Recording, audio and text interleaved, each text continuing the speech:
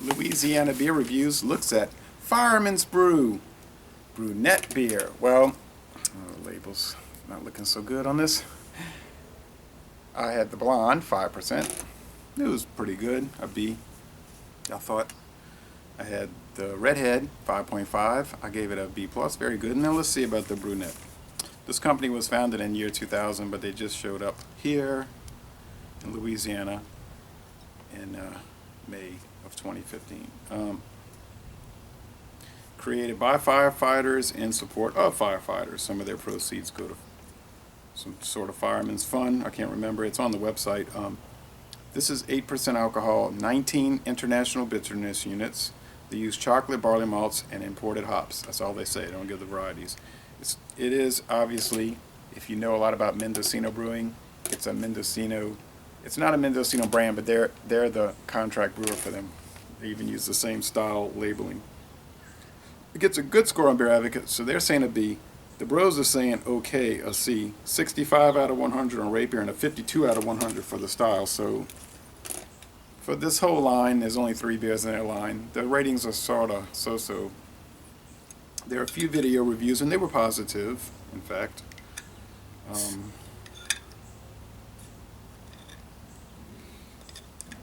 There's a long video where there's an interview with the founders of the company from 15 years ago. I mean, the video's not from 15 years ago, but from the guys that founded it 15 years ago, and they go all into their idea behind these beers. They want it to be like introductory craft beers, like not too bold or strong or intense, sort of to introduce people to the style, and they want to focus on just a few brands, just three variants of the brand, I guess I should say, and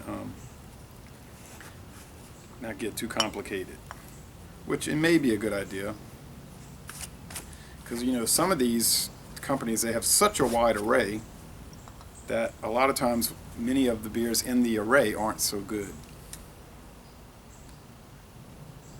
I found that with Sierra Nevada, when they kept expanding and expanding, started to run across some inferior ones to me. It's very chocolatey in the aroma, so they're saying chocolate malt. That's the first thing I thought of, the chocolate. Of course, that's just a type of barley. It's not actual chocolate beans. So it's strong roasted, but it's not charred. So if you smelled this, you would understand why they call that barley malt chocolate malt. It's very dark. There's not much of a head. It's a kind of a thin cream colored head. It's reddish brown out here. I don't know how it's going to look on video playback. Sometimes the colors don't exactly match. They do a lot better on this Sony camera than that old Kodak. That thing was a mess. And then they went out of business. They didn't have very good equipment, from my experience.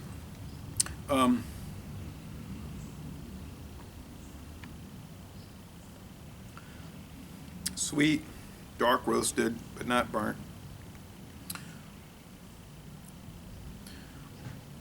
I don't give a whole lot of descriptors. Some people will give 25, 30 descriptors for one beer.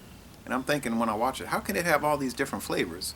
Maybe their ability to perceive things is greater than mine. But I'm getting dark roasted barley malt, a little bit of chocolate, a very low hop bitterness just to balance it out. The mouth feels pretty heavy though, medium to heavy. The finish is going on to the dry side. It's fairly crisp, and the drinkability is pretty good. So if you're into the bread-oriented beers, and I think you know what I'm talking about, the malty world, the malty side, this should really please you. So I think I need to give it an A-.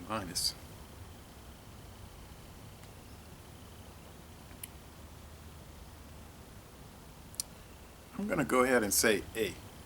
I mean, I really can't find anything wrong with it. It's just so pleasant and enjoyable.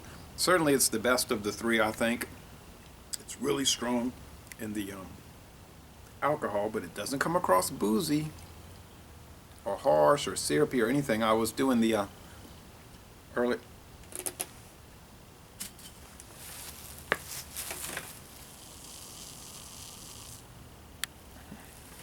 Earlier today I was doing the Spaten Optimator, 7.6% in the big 500 milliliter bottle, and that's exported to the U.S., not sold in Germany. And that's a really good one, but I think it would be a lot harder for people to take that aren't used to it because it's kind of syrupy and a little cloying, and and it's like the Paulaner Salvatore. You might find it a little overbearing, whereas I think you'd find this one like really kind of copacetic, you know.